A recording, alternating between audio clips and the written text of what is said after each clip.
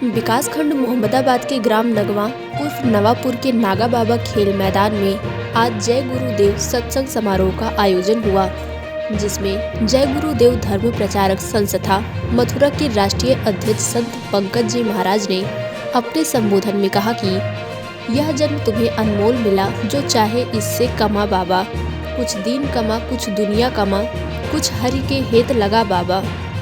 उन्होंने कहा कि उस परम पिता परमात्मा ने अति दया करके आपको यह मनुष्य शरीर दे दिया और देते समय यह कहा था कि तुम मेरे मकान के द्वारा उस मालिक की भक्ति करके अपने जीवात्मा का कल्याण करा लेना। उन्होंने कहा कि इस मनुष्य शरीर में आध्यात्मिक खजाना भरा हुआ है, आँखों से ऊपर ब्रह्मांडों का बहुत बड़ा विस्तार है। जब आप बताई हुई विधि से साधना करेंगे तो गुरु कृपा से आपकी आत्मा प्रभु के देश से आने वाली आकाशवाणी से जुड़ जाएगी। आप त्रिकालदर्शी हो जाएंगे। इस दुनिया के मालिक को, जिसको त्रिलोकीनाथ कहते हैं, उनको हिंदू ईश्वर, मुसलमान खुदा तथा ईसाई गॉड कहते हैं। लफ्जों का अंतर है पर वह एक है। उस ईश्वर का देश राजधानी है और वहाँ से तीनों लोक की रचना नियंत्रित होती है। बता दें कि इस अवसर पर जंग बहादुर सिंह यादव, मंजीत यादव, मनोज यादव, मनोज गुप्ता, प्रभा चंद यादव के साथ और भी कई लोग मौजूद रहे।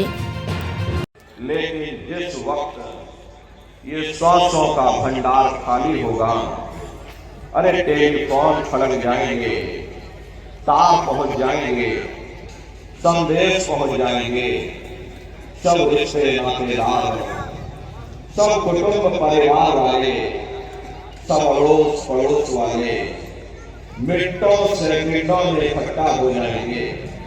प्रेमी भाई बहनों, जिस शरीर से तुम इतना प्रेम किया करते थे, साबुन से मल मल करके नहाते थे, उसे कोई 1 लाख भी घर में रखने को तैयार नहीं होता।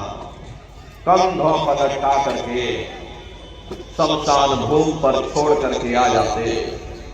हिंदू लोग तिनका तोड़ाते हैं, जैसे तिनका टूट गया, तेरा मेरा रिश्ता नाता टूट गया। मुसलमान ईसाई लोग खाक की मिट्टी कब्र में डाल देते। जो मेरे लिए खाक की मिट्टी है, वह मेरे लिए तू है। अरे मामूली कष्ट नहीं होता, मौत के समय में घनघोर पीड़ा होती है। जन्मत मरत दुसह दुख हुई। गुरु महाराज सत्संग में फरमाते थे, जैसे 1 लाख बिच्छू एक साथ मिल करके हमारे शरीर पर डंक मारे, उससे भी लाखों करोड़ों गुना ज्यादा मौत के समय में दर्द होता है। प्रेमी भाई बहनों, जब मृत्यु आती है तो किस तरह से प्राण निकलते हैं, प्राणों के निकलने की क्या प्रक्रिया होती है, पहले उसे आप अच्छी तरह से समझ लो।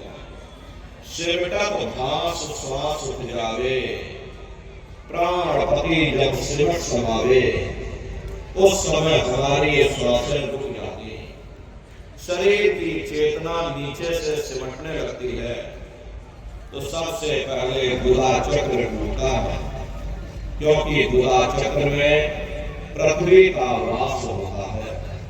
गुदा चक्र टूट करके ऊपर इंद्रिय चक्र में समा जाता है। इंद्रिय चक्र में जल का वास होता, यानी जल ने पृथ्वी को खोल दिया।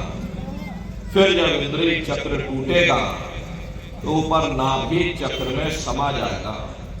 ये नाभि चक्र में अग्नि का वास होगा, यानी अग्नि ने फिर जल को सुखा दिया। ये नीचे से सिमटाव होता है, नीचे से ऊपर की ओर सिमटाव होता, पैरों के तलवे से लेकर के सिर की चोटी तक सिमटाव होता है। फिर जब ये नाभि चक्र टूटेगा तो ऊपर हृदय चक्र में समा जाएगा। हृदय चक्र में वायु का वास होता, यानी वायु ने अग्नि को अपने में समाहित कर लिया और इस तरह से वायु ऊपर आकाश मुड़ गए। ये आंखों की पुतलियां ऊपर पलट जाती हैं, मुंह खुला का खुला रह जाता। अरे महात्मा समझाते हैं जब यह कर्म कलाय उपजावे और बुद्धि सुरत की आन दबावे, जब यह जीवात्मा पांचों तत्वों को लांग करके जल पृथ्वी अग्नि वायु आकाश पांचों तत्वों को लांग करके ऊपर आती है, तो काल दार में आन दवानी, और जब ढर के नैनन से पानी, जब काल अपनी दाढ़ में दबाता है उस समय नेत्रों से पानी निकलता, इंद्रियां टूट टूट करके चकनाचूर हो